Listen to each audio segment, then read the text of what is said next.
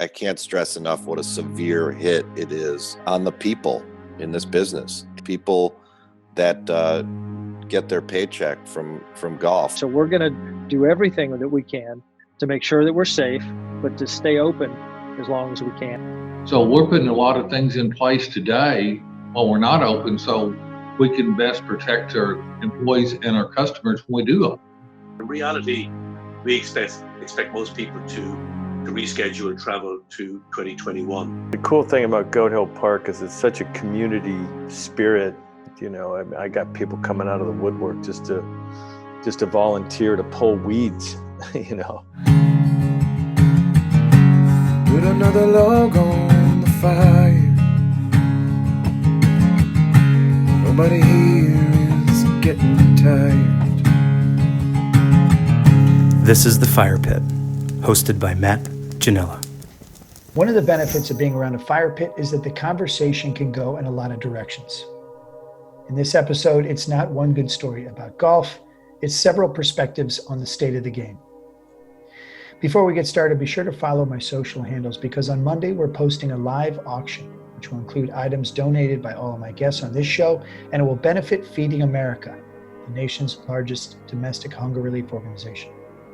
With social distancing in place for weeks now and a flattening of the curve in the United States, when and where does science and safety start yielding to the greater good of the economy and the mental and physical well-being of a country? Thankfully, I'm not in a position to make those difficult decisions. Although there is division and confusion, one thing is clear. We all admire, respect, celebrate, and support the doctors, nurses, and first responders risking their lives to save others.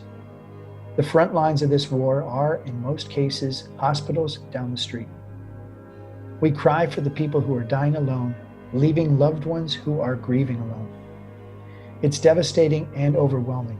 We are riddled with dual channels of anxiety, not only for the good of mankind, but also for the future of our families and finances. So where does golf and the golf industry fit into all of this? Some could care less, and I obviously get that. They have more pressing priorities and concerns. I can only imagine, right? But almost all of my friends work in the golf industry. My life and my future are tied to a game. As trivial as that sounds, it's real. And admittedly, I find slight comfort knowing I'm not alone. The National Golf Foundation estimates the game supports 1.8 million jobs and is an $84 billion industry. And with almost 1 in every 9 Americans playing some form of golf, it's the #1 outdoor pay-to-play individual participation sport in America. As of April 16th, there are 15 states with mandates in place disallowing play. With that being said, and having recently launched this podcast, I phoned a few friends in leadership positions within the industry. I scheduled a Zoom roundtable looking for insight into where we are now and to get some sense of what the future looks like. At some point, we will emerge from our homes. And as the NGF reports, the itch to play golf is intensifying despite financial and personal anxieties. When and how can we play this game safely and responsibly by minimizing the risk of life and death? Why don't we just sort of start with an around the horn of sorts in which you kind of just give your perspective of the way COVID is impacting your professional world. At this point, we're really getting into sort of the industry perspective as it relates to the course or courses or the destinations or all the properties that you represent. Dr. Ara, he's limited time, so I want to also sort of include a lot of his perspective and commentary on the front end of this before we end up having to lose him at about 1:30. You know, from where you sit, where are we at as it relates to COVID-19? You know, looking at America as a whole, I see signs of it starting to taper down, meaning we've hit a plateau, right? And that's very reassuring, very promising, and it's great news. And I see that even in our state, in Florida, where we were expected to have quite a significant surge happening in the last week of April into the first week of May. And we're looking at the numbers, and it's not going to be as bad as we thought it's going to be, which is great news, okay? But the other side to this is, as quickly as it shot up and it plateaus, don't expect it to come down as quickly. the downslope is much, much slower. Okay. So that's where, yes, it's great news, but I think the situation is going to linger on a little bit longer than most people have the patience. We still have to put those measures in when we start coming down the slope. Okay. So social distancing, hand washing, all those things are going to be still around at least for another month, from what I can see. There's one model that I saw, which I trust actually, from University of Washington. They looked at a model that saw that if you remove social distancing measures on 1st of May, it predicted a significant surge in August. And if that's the kind of scenario we do not want to face. So looking from the front line, that's what I see right now. As it relates to golf, Dr. Ara, right here, let's say in the Orlando area, Winter Park 9 is closed, Winter Pines is open, Interlochen is closed, Country Club of Orlando is open. That's, and then one state is total lockdown and one state is playing golf like it was, every week as a member guest. That's the kind of the confusing intersection of where the game meets sort of reality and the rubber meets the road, and science is meeting economy. Yeah, it's frustrating because, I live on Eagle Creek Golf Course, right? And here, before the measures came in, everything was as normal. And then when the state started clamping down a little bit and they put the curfew in place in Orange County, people were still playing golf. And what the club did was they said all the practice areas shut down, and they've put distances between the practice tee boxes, and everybody's on their own carts. So there's no removing flags. So, I do see that as a good thing. If you can absolutely be strict and be diligent and watch out for each other and keep the distance, I think going out on the golf course, exposing yourself to sunlight, getting some exercise, getting some, stress out, and actually giving a sense of normalcy is very, very important at this time. But I share your frustration. Like, why are some places completely shut down, and then the other places have, some golf still being played, and then you go to, down the road, Ashworth, and it's completely open. That's kind of frustrating. Yeah.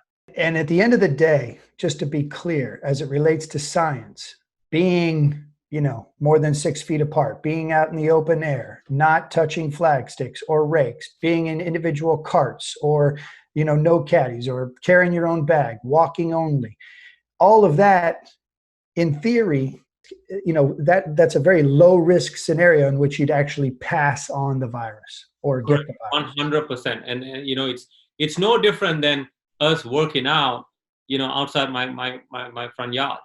I'm out in the sun, I'm doing my own thing. Even if someone else is running past me and they're 6 feet away, that's completely fine. So if you can do those things that you very, nicely pointed out, if you can do those things, then I think playing golf is not a high risk endeavor. No. Yeah. All right. Thank you, Dr. Ara. So Josh, Kemper Sports, 120 courses, running the gamut of low green fees to the Bandon Dunes and Stream Songs of the world, and sprinkled throughout the country. Of the 120 courses, how many are still open? How many are closed? How many are on the brink of closing for good?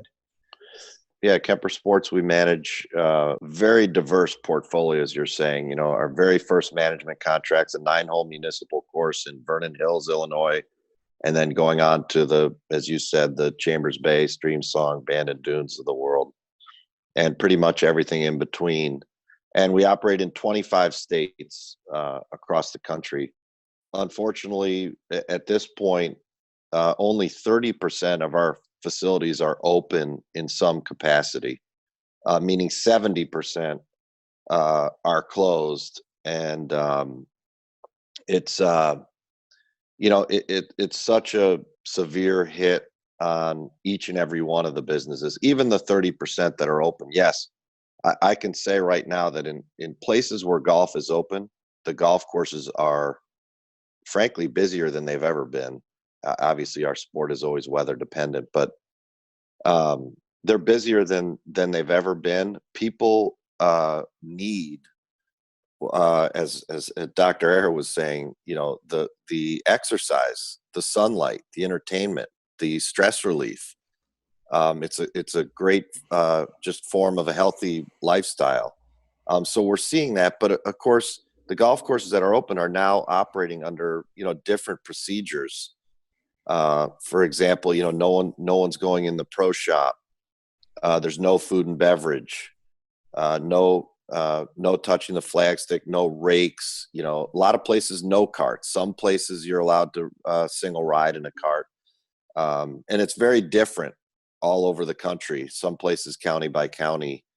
As to how we operate. So what we're doing at this point is just trying to advise our clients through this time. A majority of the properties that we run are managed on behalf of other owners. We still do own some, lease some, and have some consulting agreements. And at this point, we're really just advising our clients and our leaders at each course how to manage best through this pandemic. And I can't stress enough what a severe hit it is on the people in this business, the hourly people, the people that get their paycheck from golf, or the independent contractors, the caddies. This is such a severe hit, and the longer it goes on, really the worse it gets for people. How much longer do you think before this is just a tipping point of pure disaster, if we're not there already? Look, if we can't get golf courses open, before July 1st, it's a disaster scenario. And I think, everyone who's leading our country through this knows that, whether it's golf or restaurants or lodging. I think everyone's aware of the unemployment rates now getting up to where they were at the Great Depression. How many months can a small business go with basically zero revenue? You're talking at daily fee golf courses that are closed. You have zero revenue. Can you afford to keep the superintendent and afford to keep some staff to keep the golf courses alive? Where do you draw the line? Everyone's such a key staff when you're open, but when you're closed for business, so obviously there's a lot of damage there, and it can't go on that much longer. That's of course an economic opinion, and there's a science side to this too that we all have to abide by. So it's really a severe situation. Tom Pashley of Pinehurst, when did you guys realize this is a no-fly zone and we need to be responsible? This is a place that is considered the cradle of American golf. Where do you guys sit on all this? Yeah, we've got 9 golf courses plus the cradle, 3 hotels, and 10 bars and restaurants. And so it was March 18th when the state of North Carolina mandated that the restaurants close. And that, for us, that took 2 hotels with it. We closed our 2 smallest hotels, and then we held out hope. We stayed open. We consolidated everybody into the Carolina hotel, the flagship hotel. But then it became, to an extent, a safety issue for our employees and for our guests. And it also just became an economics issue of not needing to have a large hotel open. So on March 24th, we closed the Carolina Hotel. Now, our 9 golf courses are still open. Pinehurst has over 1,500 golfing members. And so, as Josh mentioned, there's the beautiful spring days that we're enjoying right now. The dogwoods and azaleas are in full bloom. It's perfect. And the courses are in great shape. So we have a lot of golf being played by our members. But typically, this is when we would be full of people kind of coming from the Northeast, people who had just watched the Masters, people who've got the itch. They would all be here right now enjoying it, and they're not here. What kind of safety stipulations are the members operating under, and how is that also impact? Like how about the maintenance crew and sort of the infrastructure of providing that experience? Yeah, it's we've gone from 1,500 employees down to 200 employees. A lot of those are on the golf maintenance staff, just to keep the 9 courses mowed. Certainly, it's a reduced maintenance practice than you would normally have, but we're trying to keep the courses in good enough condition. so that when we are able to reopen to the outside world, that everybody will have a great experience. Same things that were mentioned about single carts, the little PVC in the cups so that people don't have to reach all the way in and touch everything, the flag sticks, the rakes, all those typical things that everyone else is doing or the practices that we're adopting. And what we've seen, a trend is in walking. That's one of the things that I hope will come out of this, is that more people will enjoy the walking game. We just got a shipment of push carts in. You can use a push cart on Pinehurst number 2 now, which we didn't used to allow. But now we've got push carts on all 9 of our golf courses, and we're seeing a lot more people doing that. And I think that's hopefully going to be a nice outcome when this is all over, that more people are going to be walking the game. Can you imagine a scenario in which, in sort of the greater part of Pinehurst, North Carolina, if you sucked out all golf and just shut it down, what does that do? Yeah, well, it is. As we're making judgment calls. We're trying to maintain safety. We could be open. The hotels could be open right now, but we do think that to an extent, the cradle of American golf is out there carrying the flag for a lot of people, and particularly golf in North Carolina, if not in the country. So we're going to do everything that we can to make sure that we're safe, but to stay open as long as we can. And so far, the state has recognized that. It's important to communicate the safety initiatives that you're taking. We let the state know what we're doing so that they don't get misinformation and get a random photo of a foursome that looks like they're standing too close together. I mentioned our members earlier. Our members are doing a little bit of policing because our facility is still open to the public. People are coming here and playing golf that are not members. But there was a group of about 6 of them gathered together on the putting green. And one of our members went over to them and kind of wagged a finger at them because, if things get a little sideways, if someone shows up from the state and they see that we're not maintaining these social distances, they could shut us down. Lew Thompson, Forest Dunes, you purchased this resort several years ago. You've added the Loop by Tom Doak. You're about to open a short course, a 10-hole par 3 course by Keith Rebb and Riley Johns. And you've got a scheduled opening, not unlike Bandon Dunes has a scheduled opening of Sheep Ranch at the first part of June. Where do you sit, Lew? What's your perspective of being in the middle of Michigan, very much a destination resort on what seemingly was going to be your greatest year by far? As of now, We were scheduled to open this Friday. The state of Michigan's got us on a shutdown order. We don't know when we're going to get to open. I mean, we don't know if that's May 1. The governor may come out in the next week or two and move that to June, which is some rumors that we've heard, which creates a huge problem because we need staffing. It's hard for me to get staffing in there today to get ready because you call people, well, I'm in a stay-at-home order. I can't go to work. So I can't wait till the day we open and bring in 75 people. So, and not knowing when that is, it's a huge problem for us. We don't know if, even when we open golf, if the restaurant's going to be open or restaurants carry out. Today, we don't know what we're going to be able to do at this time. It's pretty sad times. How many employees do you have at Forest Dunes? Today, I've got about 20 some employees that's on the payroll that stays on the payroll year round. And we'll add about 75 employees when we first open. But I don't want to bring them people onto the payroll today if I'm not going to get open until June or July. So, I'm sitting here kind of talking to management daily. What do you hear? What can we do? And at this time, we don't know. And you're maintaining these courses as though you're going to open. I mean, that's a lot of maintaining. They're going to be perfect when we open. So, but again, we don't know what that time's going to be. And, Tom said it best a while ago, the biggest issue we're dealing with is we have to do what's best for safety for our employees and our customers. So we're putting a lot of things in place today while we're not open. So we can best protect our employees and our customers when we do open.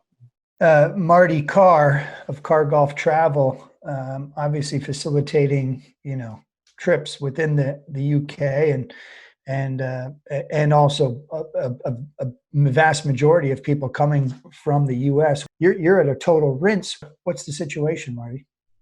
It's not unlike what's happening in the golf course side. We are also the management business like Kemper that manage 25 golf courses, and they're all closed over here. And Ireland basically has about 11,500 cases of the coronavirus, and we have about 406 deaths so far. They really are slowing the curve here. It's just at about 5% at the moment, and they're hoping to relax the restrictions here, the stay-at-home restrictions, by the 5th of May. So we are involved in an aggressive campaign to lobby on the safety of golf. And I flipped you on an article before about how a doctor was quoted in the Irish Times today talking about he's the foremost expert in infectious diseases in Ireland, about how it's safe to play golf. And I think it's really just, I know it doesn't relate to the travel question, but it's important that the science comes out about golf as opposed to the industry, because the industry are obviously, like every other industry, trying to get back to normal. As far as the travel is concerned, Matt, clearly, zero revenue. Everybody is moving their reservations to 2021. It's a bit of a mess. It came upon us very quickly.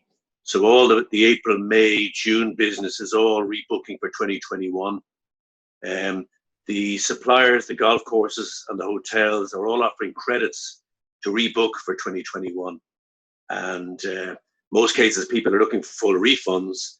But in many cases, we would have passed on those deposits, or a large part of those deposits, to the suppliers. And so we're talking to a lot of people about rescheduling trips. July, probably in the mix at the moment, and hopefully there will be the ability to start traveling again, maybe August, September. But in reality, we expect most people to reschedule travel to 2021. 2021 then is going to see a huge amount of rebookings, and the Open having moved to 2022 from St Andrews is a big help for that, because clearly we see 2021 probably being 50% of the peak, and I think things may be getting back to level par in 2022. So that's our view of the world at the moment. But again, it's really just a lot of problem solving and dealing with a lot of clients who don't know what to do. And clearly you're looking at 2 years of revenue, 2 years of costs and 1 year of revenue. So it's very, very challenging times. 2 years of costs, 1 year of revenue. That really sums it up, right? I mean, pretty much, yeah. Like I had a meeting with my CFO on the 1st of March, and we were looking at, revenue's been up 7% year on year, 3% ahead of budget. Happy days, great year. And 30 days later, we're sitting down. And he's like, this is like being in a movie, I mean, we're here just having a completely different conversation. And his assistant said to him, well, the only problem with this movie, there's no superhero going to fly in through the window. So, yeah, I mean, it's the same all over. But look, we'll get through it. I just wish there was, it's easier in a small country like Ireland to unify policy and lobby. I think your situation is a bit more fragmented. It is all about the safety of the customer and the staff, and indeed and the owners. I mean, nobody wants to go into an unsafe environment. So I think it's really clear that we need to all make a very clear case that it is a safe environment. But it's really important that we get the medics on board. A lot of the medics in Ireland are golfers, so that's our challenge for the next 10 days, is to make sure that people get out there and really make it very clear. Of the 450 courses in Ireland, roughly, how many do you think are in serious, a threat of having to close for good? I would say that there's a lot of golf courses that are on life support anyway. You know what I mean? And this goes back 10 years. We've been very much a part of managing assets on behalf of investors or banks. I had a call today with the head of the Golfing Union of Ireland, which is the governing body of golf for Ireland, both north and south. And the UK is mandating different closures than the Republic, and that causes a bit of a conflict there. But I did say to him that if we get in as part of this loosening up on the early May, I reckon 30 courses probably won't open. If it goes to the 1st of July, you're probably talking 100. Wow. Now, I suspect, though, that the courses that you guys come over and play are not the ones we're talking about. These are the domestic bread and butter golf courses that the average guy, we've 700,000 people here who are on state support, up from 200. So 500,000 people have gone on state support here. The government here have been very quick to offer small business support. So that is staving off some of the Armageddon of shedding jobs. It's giving us 90 days to buy time to see if we can get back open. So I guess it's probably easier when you're in a small boat as opposed to a battleship, Speaking of small boats, John, Ashworth, who took over the lease and is the overseer of all things Goat Hill Park, in addition to a small business like Linksoul, you're trying to keep this little boat known as the Goat Hill Park afloat. How's it going, John? Well, we closed on March 30th.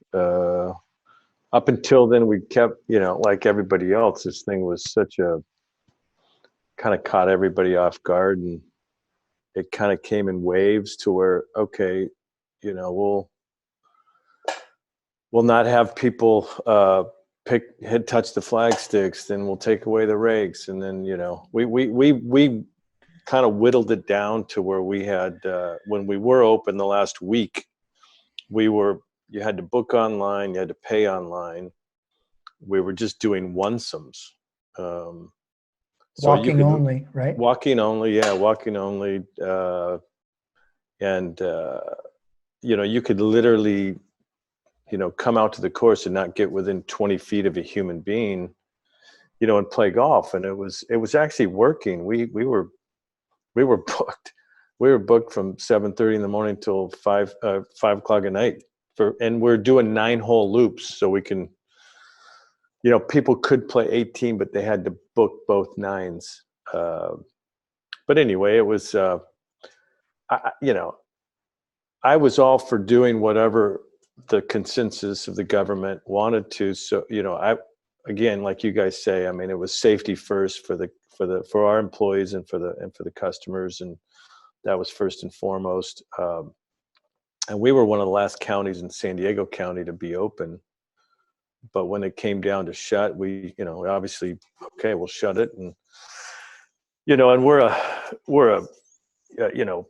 public daily fee, small green fee, low overhead situation. And, no food and beverage, really. No food and beverage. So, for us, it was pretty easy to manage, and I felt like we had the safest possible environment. But now it's, 2 weeks later, which feels like about 3 months, to be honest with you. I've had to cut back some staff, and but the cool thing about Goat Hill Park is it's such a community spirit, and so we've got a few projects going on just to make the course better. And, I got people coming out of the woodwork just to volunteer to pull weeds, So it's from that point of view, it's pretty cool. But yeah, it's crazy times. I hope we can get back after it I think things will totally be different for the next foreseeable future in terms of safety. And I agree with Pash on, you're going to see a lot more people playing golf, which is a great thing. And we may be walking only for a while. It could be looked at as planned recreation, like very disciplined recreation for people. So, if we all do it right, if we practice the safety measures, then it's beneficial for the community and for the health and recreation for people. I can't help knowing what we know and seeing what we see, and put golf at its core of its culture is about policing yourself. Just at the base of all of this, integrity. Josh, for someone who says, I don't give a shit about golf. What does golf mean? People are dying, which of course, that is the situation. But at the end of the day, don't you think that there is a window, a place for some sort of compromise in which, yes, we can acknowledge the health risks, but we can also advance some slice of that economic puzzle that allows for something to sort of go on and operate safely? As a golfer, it's frustrating because I think we all know that, as you're saying, right at the soul of the game is it's a self-policing game. So to think that golfers would not do anything other than play by all these new rules that all of us as course operators and owners are doing. I mean, we are, as everyone is here, preparing our golf courses now for reopening and what the new normal is going to become. And the frustrating part is, right now, golf seems to be a really safe thing. Perhaps it could be one of the first things that comes back. Just yesterday in the state of Texas, the governor reversed the closure of golf courses and allowed judges in their own jurisdiction to decide whether golf can be open or not. And in several counties, golf reopened. That was specific to Texas. And again, every state is different, and sometimes even counties are different. But that was a positive sign that state recognized not only golf's important to the economy, and I think the golf industry has done a good job in the last few years, led by the PGA and USGA and PGA Tour, PGA of America, and creating We Are Golf, and which is a group of golf people involved in the golf industry sharing that this is $1 billion industry in the United States and employs hundreds of thousands of people and is really a safe activity to do and allows people to get out of their house in a safe way, still practice social distancing, have some entertainment, have some camaraderie, have the exercise that goes along with golf. And that's the frustrating part, that I think we all in the industry realize that this is a safe thing to do, but we're not doctors. So this is science versus the economy. But I'm hopeful that golf is one of the first things in the economy that can reopen and give people an outlet. Marty, I think you sent me this article as well. Australia will allow golf and tennis to open on May 1st, acknowledging and identifying these two sports as something other than, rugby and soccer or whatever else they may be. And to your point of Josh having this conversation of what the new normal is, does it feel like we're inching closer to something that's sensible?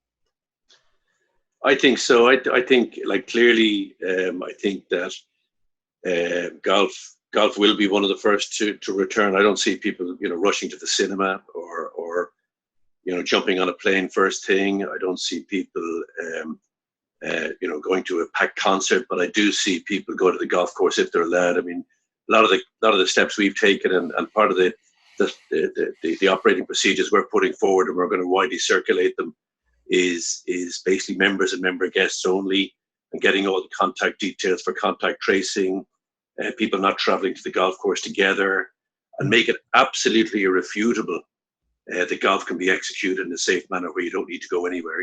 Payment online, as Josh said. I mean, the catering is gone pretty much. The pro shop, basically keeping people at the door of the building. So I'm hopeful. I was talking to, as I said, some of the golf officials today. They thought that golf slipping in under the early opening here on the 5th of May could be a bit optimistic. And I said, well, we got to try harder, because, there's no reason it can't be. There's a lot of posts going around on social media now about people standing in queues in Walmarts and supermarkets. And, a single golfer walking down the fairway. It absolutely makes no sense. So hopefully we can get that message across. And I think it's beholden to all of us to keep pushing hard on that, really, really hard on the simple facts. The new normal, Pash. What do you envision on what we call, quote, new normal coming on the back end of this? Yeah, we're working on a lot of that right now between hotel operations, food and beverage operations. Is that a bulk of your meetings right now, shifting to sort of, the future? Yeah, that was actually a theme of a meeting today. I likened it to going through the 5 stages of grief. We're going down this slope, and we've kind of bottomed out. And now, as I drove into the office this morning, people were out. We were beginning to plant flowers as you approach the Pinehurst clubhouse, and so that gave me hope. We're planting flowers right now, anticipating the arrival of guests, and we're trying to decide what are the things that those guests are going to expect. The most important thing that someone said this morning is, if people are coming here, they're coming by choice.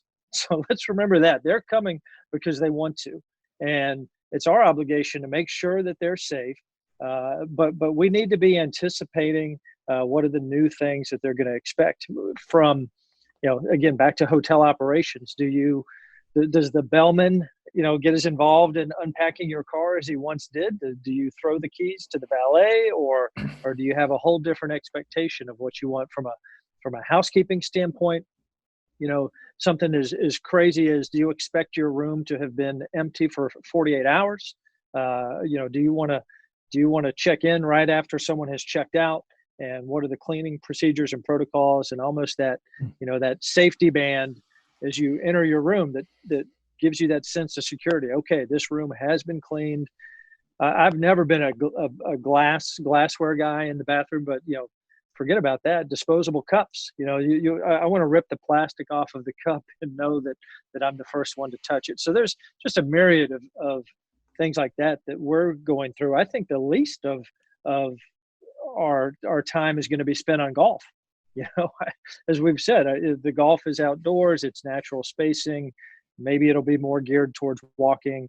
The golf cart protocols may be a little different, but I think we're going to be spending a lot more time figuring out, what does a guest want from a food and beverage standpoint? What are we allowed to do? And what do you expect of your accommodations when you check into a hotel? What about, where does maintenance come in all this? Where does the staff that actually, huddles in the maintenance barn, and how, there's the underbelly of golf that is necessary. How a lot of people keep saying, it's the maintenance that's the problem. It's the superintendent, the staff, and the crew that manages the golf. That's the problem. I've worked on maintenance crews.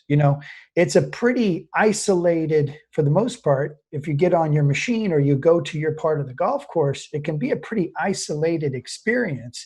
I never was working shoulder to shoulder with a large group of people. We may huddle back in the same barn, but Josh, how are you managing all of that from a staff standpoint? Yeah, I think what we're working with our superintendents, the way our company is organized is we have regional agronomists all over the country that help lead their superintendents at each property. And really what it's all about for us is coming up with the best practices. So, just for example, for a superintendent, calling their crew in and saying, this is when I'm going to get you set up to go out onto your spot on the golf course. And whether that's going one at a time or three at a time and everyone's staying 10 feet apart, but getting them their daily instructions and getting them out on the golf course when they need to be out on the golf course. It's really not necessary to have everybody, of course, during normal operation, there's team building, there's occasionally team lunches together, team meetings, safety meetings, all those things. And a lot of those can be carried out in different ways where you're practicing social distancing. And that's what it's all about. And, there's right down to, courses that in seasonal areas in the Midwest and Mid-Atlantic that are just getting ready to open, where we have really small, hopefully you can keep your superintendents, and typically you need to keep your mechanic and maybe a couple people. We have a lot bigger crews now, but maybe you're using some growth regulators on the golf course, so you just don't have as much mowing to do. So there's best practices that we try and give all our superintendents, again, just to manage the best way they can to get through this. I heard Stream Song redoing their greens on the red and the blue at a time in which you would have had a jam-packed tee sheet, making a choice to say, maybe we can, hey, we're zeroed out. We might as well spin it into some sense of positive because we can, right? Yeah. I think there are some silver lining, good stories, if you will. There's way more many bad stories than good stories, but it is a time where if you were planning to do some improvements to your golf course, even if they're smaller agronomic things where you wanted to aerify all your fairways, the golf courses that are going to come out of this okay, that have budgets, that have capital funds, now's a great time to get projects done. Whether you're closed or partly closed, and we all know, as Tom said, 10 restaurants, that's a part of the experience that people want when they come to a golf resort, obviously. So even if the golf course is open, which Stream Song right now, the black course is open, but really things are closed down for the most part. So it's a good time. We're going to regrass the greens on the red and the blue course. So when we, again, no one knows exactly when we're going to open, but in theory, open next fall with, perfect putting greens at all three courses. And so now's a good time to do it if you can.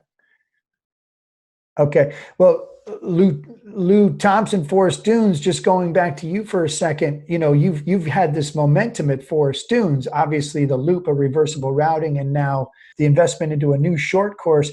You were telling me your bookings were up 70% from last year. Yeah. At the end of February, our bookings was up 70% over last year at the same time. And last year was a good year. Last year was a good year. And, today, a lot of this is big groups, corporate groups that we're expecting to lose some of them just because a lot of them's flying in from all over different states. We don't expect that to happen.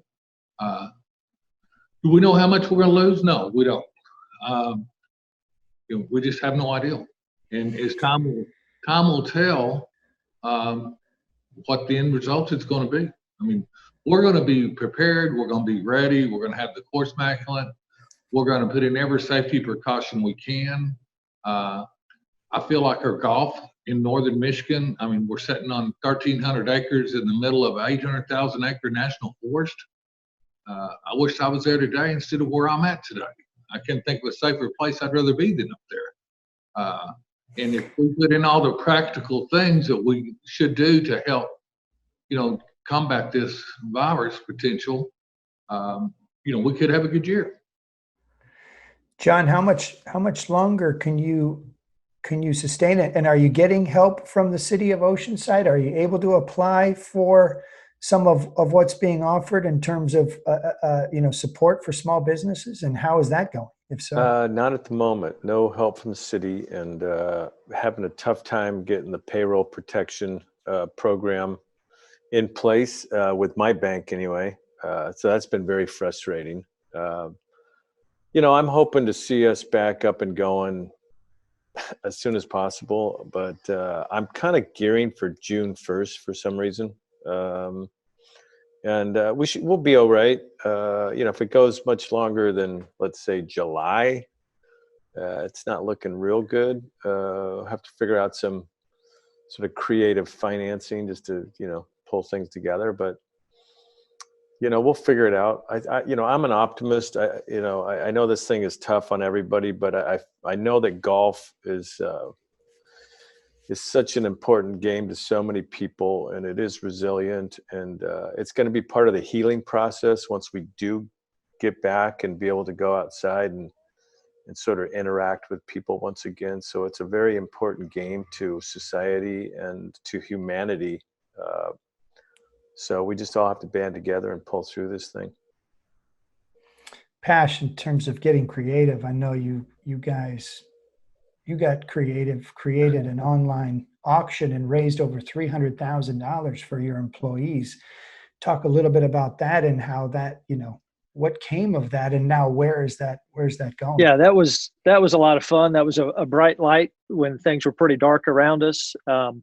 Started out, it got very personal when we had to say hopefully a temporary goodbye to a lot of our employees.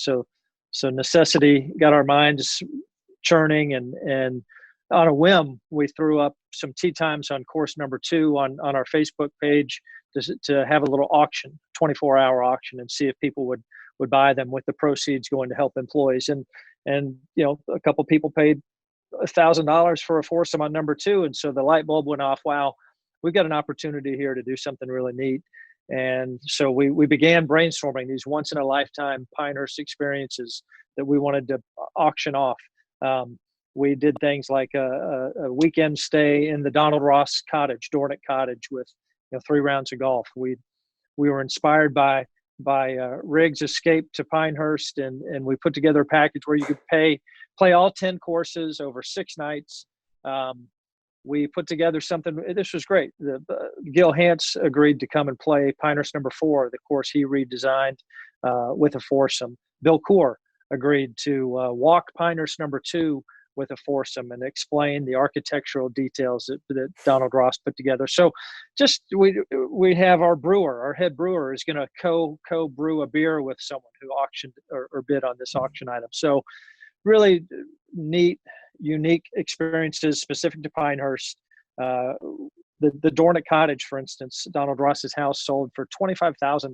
So one, it was great fun to put these items together. 2, it was great to see the generosity of people, what they were willing to do to help the little guy, to help our employees who are in great need. And 3, the creativity of what we were able to put together was so much fun. So we have extended healthcare coverage for all of our employees through the month of May. Originally, we were gonna get through April and decide. Now we can tell them they're covered through the end of May. We're delivering care packages to our employees once a week. They come by the hotel, and we're giving them food and essentials, and we've really been able to supplement those efforts. This past week, we gave an Easter meal and some Easter egg decorating supplies, and it was neat to see our employees use those. And then we have an employee relief fund where employees in the greatest need can go to their fellow employees who control a pool of resources, and they make grants and gifts and are helping people. So like I said, it was a bright light during a time of great darkness. And more than anything, it reminded us that our employees are the reason people come to Pinehurst. Yeah, there are 9 golf courses and great hotels, but it's their interactions with our staff that become lifetime memories. And it was great to see people step up the way that they did to support our folks when we need them. I know, caddies is something that's brought up a lot. Independent contractors, obviously Pinehurst, Forest Dunes, a lot of courses in Ireland has, junior caddy academies, but then you go, Josh, to Bandon and Streamsong and some of these places, people say, oh, I got feedback like, I don't give a shit. What do I care about caddies? Well, we care about caddies just as much as we care about anybody else. They've moved to an area. They work their asses off. They enhance an experience, and it just happens to be not unlike getting your hair cut. It's a very intimate relationship that you have with said golfer as a caddy, exchanging clubs and carrying clubs and reading putts. Where do caddies fit in all this? I know a caddy fund to start at Bandon Dunes. It's raised over $100,000 right now. How do you handle and manage that, Josh? People may originally come to Pinehurst and places like Bandon and Sand Valley and Streamsong and Forest Dunes, of course, for the golf courses. But the reason they come back is the people, the relationships they build. And nobody spends more time with the customers than the caddies. So while they, are not employees, they're hired by the golfers, and there are like lifelong relationships that are made between golfers and their caddies. our golfers keep more in touch with our caddies than anyone. You know, this is their point of contact at the resort. They have personal relationships with them that go beyond just caddying. So they're really a vital part of our game, where they're used at the resorts, at the clubs that have caddies. They're just a vital part of the game. So I think, you know, seeing certainly, you know, Pinehurst has been a leader in what they can do for raising money.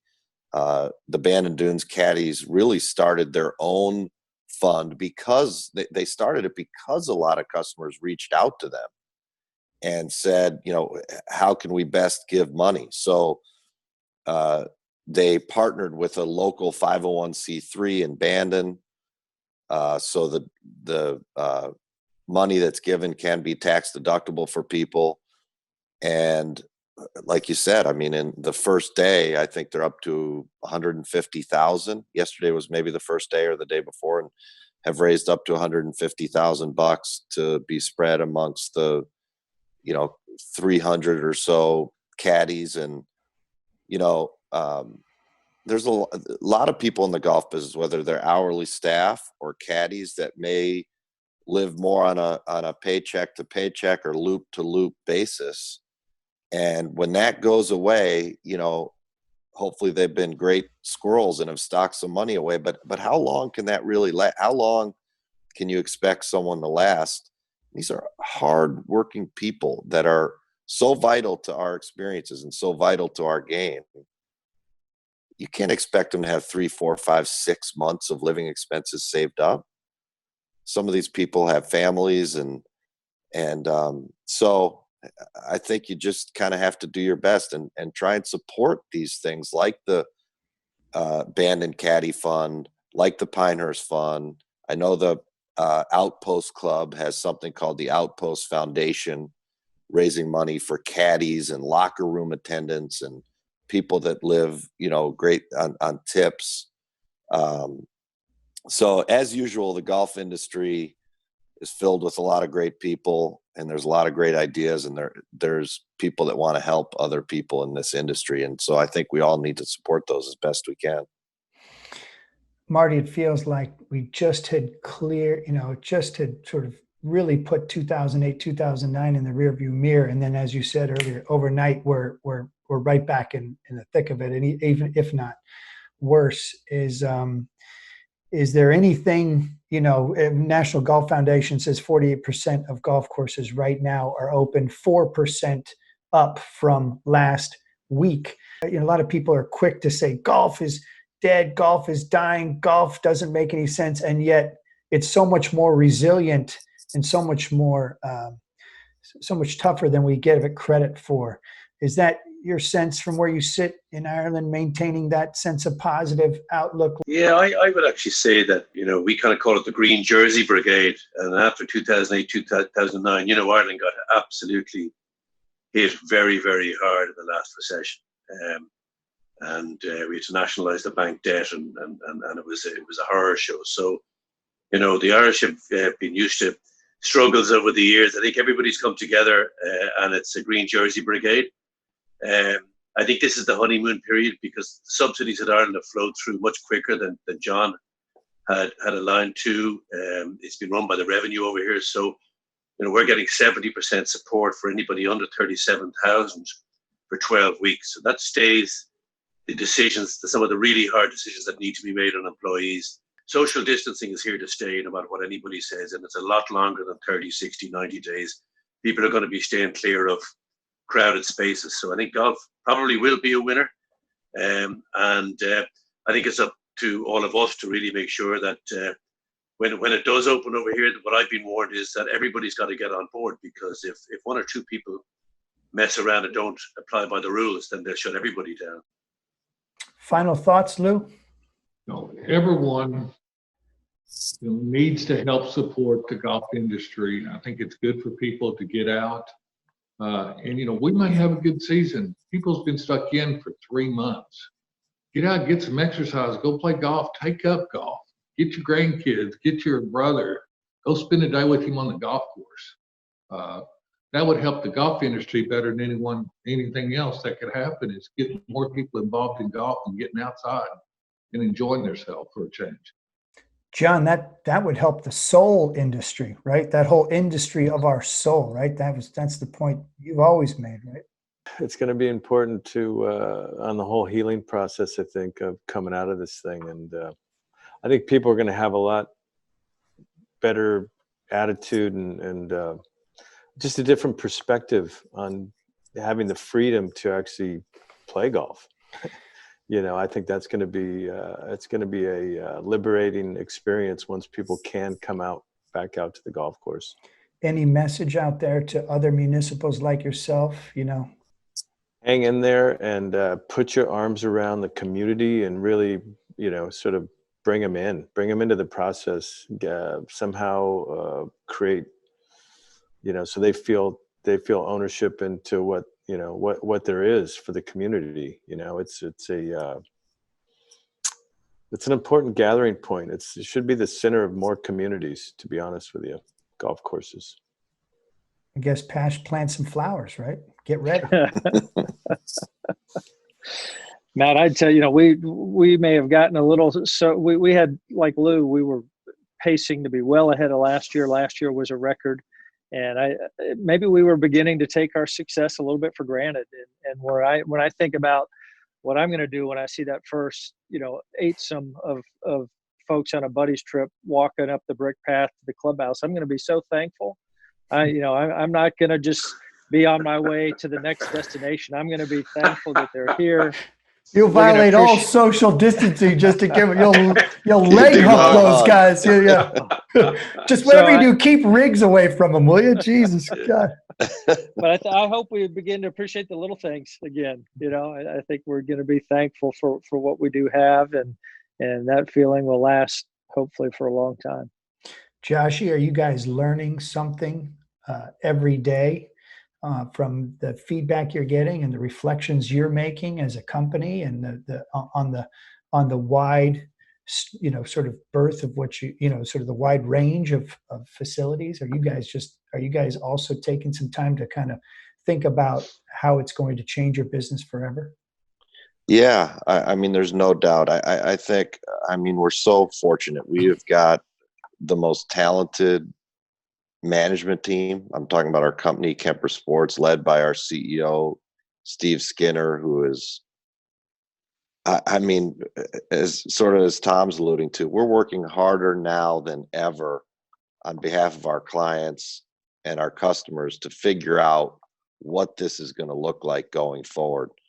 Because as Marty alluded to, golf may reopen, but the new normal, are there going to be those big Monday corporate outings? Are there going to be wet? A lot of these golf courses rely on other things other than just daily fee golf and big occasions and social gatherings and weddings. And that part of the business is going to be different for a long time, maybe this whole year and maybe in the next year. And so thankfully we're led by this brilliant management team. They're learning every day, working hard to help our clients through this. And hopefully, on the other side, we're all going to be stronger for it. Marty, any words of wisdom? You've seen it all. You've been in the golf industry your whole life. You were born into a push cart, probably into a carry bag, I guess. Have you?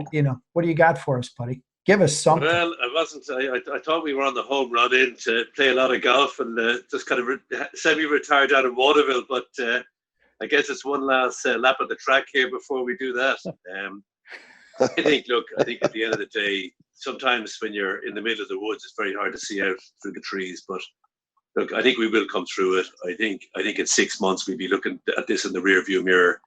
And I think, as Josh said, it is a wake-up call. I think there's a lot of things that, my biggest thrill every day now is cycling 2.5 kilometers and going for a swim in the sea every day, and I just love it. And so I think it's back to the simple things in life, and I think we're a resilient bunch. I think we're very lucky to be in the industry we're in, and I think the fraternity of golf will prevail. And I just can't wait to raise that first pint of Guinness down in Waterville when they let me out of home arrest. This is the fire pit, and I've actually had the pleasure of being at a fire pit with everybody on this call, and in some cases at one time, which is lucky me. But Ashley, we know your favorite fire pit, as you told us in episode 1 of this podcast, is at Goat Hill Park, and right there off the first tee. I'd give anything to be there right now, to having one of those Irish Guinnesses and being surrounded by you guys. But Lew, what's your favorite fire pit?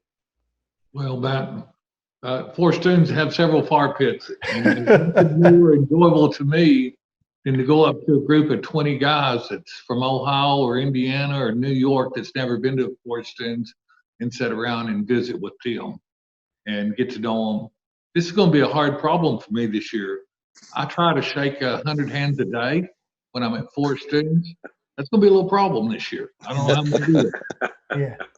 Do the elbow bump. Elbow Yeah. bump. Yeah. The knuckle throw, just throw But it out. Matt, we're sitting here, talking about our sympathy. We don't need to forget all the people who has lost loved ones because of this virus. And, we really feel for all these people. And it's so unfortunate that it has affected so many people's lives in every shape, form of the country and the world. Yeah, and the doctors and nurses and first responders, it goes, really, it doesn't go without saying, because it's always worth saying, especially now. And you see these images, and I can't imagine. Obviously, I can't even come close. Pash, favorite fire pit, some place you love to put yourself in when you're in your deepest and darkest moments? There's a really nice one right behind Dornick Cottage. Donald Ross's home. You get a view of the third green. I get a feeling maybe right before we reopen, we'll spend some time there. And like Marty said, hopefully 6 months from now, we're all looking back on this and shaking our heads and thankful that we got through it. But I could see having a little bit of introspection there. And Ross, I'm sure, faced some adversity while he was here. He didn't have the fire pit. We just put it in. But I'm probably going to find myself there. Yeah. Marty, favorite fire pit? Well, we're building one in Waterville outside a little sheepeen at the back of a little golf lodge, but haven't not sat around it. I'd have to say, up in Seth Waugh's house up near National Golf Links up in Quag, there's a fire pit on the water, and I've spent many a night there.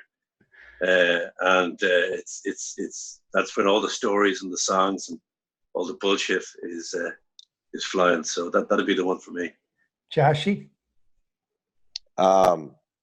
You make a good fire pit. I know. You threw one up in like 7 minutes in the backyard. I have to say it's a special skill of mine and something I love to do. And I think, maybe there's so many I love, but the fact of the matter is, it's not always where you are, it's who you're with. And one of the small silver linings about this stay-at-home order, and we're all, or as Marty calls it, house arrest, is, getting a little bit more time with family.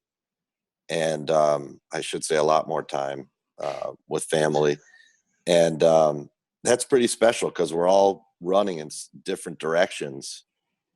Things may be on a little different budget right now, but you still have the time with your family, and that can be really special. So it's really who you're with. I mean, the fire pits I've been around with you guys, obviously at Bandon Dunes is, it's my favorite place on earth, no doubt, but just being in my backyard with my kids around the fire pit's pretty special. All right. One last thing, Marty. Give us a good joke. Get us out of here with a laugh. Give us somewhere. If we are around the fire pit, we always turn to the best joke teller. Now, Lew Thompson's like one of the greatest storytellers I've ever heard in my life. But, and Ashley's got a good laugh. But Marty, you're like the best joke teller known to mankind. So hit us with a good one, would you please? What about how kosher does it need to be? Well, it's a podcast, and we're around the fire pit, so and we can all use a really good laugh. So give us one. Oh, the one about the long nose, long tail, short-legged, hard-backed Dublin fighting dog. You want that one? I'm all in. I'll try and keep it very short. It's about these two guys. They go to an Irish pub, and this guy's pretty hammered, and he's sitting at the bar, and the barman comes over, and he knocks a glass off the bar, and before it reaches the ground, this dog he has with him grabs the glass and swallows it, chews it and swallows it whole. And he looks over the barman, and he sees this. He says, "What sort of a dog is that?" He said, "It's a long-nosed, long-tailed, short-legged, hard-backed Dublin fighting dog." He says, "Jesus." So anyway, he has a chat with his brother, and he comes over and he says, "I tell you, I'll bet you the night's takens. We've a Kerry Blue out the back that'll take that yoke on, and we'll have a fight." So he said, "It's a fighting dog. We'll have a fight out the back with the two dogs." So the patrons, they empty the till, they bet the night's takens, they go out the back, and they get the Kerry Blue out of the shed, and they pet the Kerry Blue, and they blow a whistle, and all the bets are riding, and out goes the Kerry Blue, and it runs towards the long-nosed, long-tailed, short-legged, hard-backed Dublin fighting dog. And the long-nosed, long-tailed, short-legged, hard-backed Dublin fighting dog snaps his neck off, decapitates the Kerry Blue. And the two lads are devastated. And they woke up and they said, "Look, we've been raising fighting dogs all our lives. But what sort of a dog is that?" He said, "It's a long-nosed, long-tailed, short-legged, hard-backed Dublin fighting dog. In some countries, they call them crocodiles." It sounds better around the fire pit, the real fire pit. I love you guys. I appreciate your time and perspective. Obviously, when we say we are all in this together, that goes so far beyond golf and our lives, and it goes global, right? So appreciate you guys and what you do and how you do it, and I hope to be around a real fire pit in the near future. And when we do, we'll avoid those long-nosed, long-tailed, double-backed short thing, and we'll raise one of those Irish Guinness. Cheers, guys. Yeah, be safe out there. We'll catch up soon. Okay. Be well. Take care, everybody. See you. Thank you for listening to The Fire Pit. To support the Bandon Caddies, go to GoFundMe.com and search Bandon Caddy Relief Fund. To support the Outpost Club's charity, go to outpostfoundation.org. And be sure to follow my social handles, as we're posting a live auction which will include items donated by all of my guests on this show, and it will benefit Feeding America, the nation's largest domestic hunger relief organization. This podcast is produced by Ara Suppiah, edited by Rex Lint, theme song by Joe Horowitz. Please rate and review on Apple Podcasts, and you might find your review featured in a future episode. Got a question, comment, or a story for us to track down? You can find me on Twitter at Matt Janella, or on Instagram at Matt_Janella.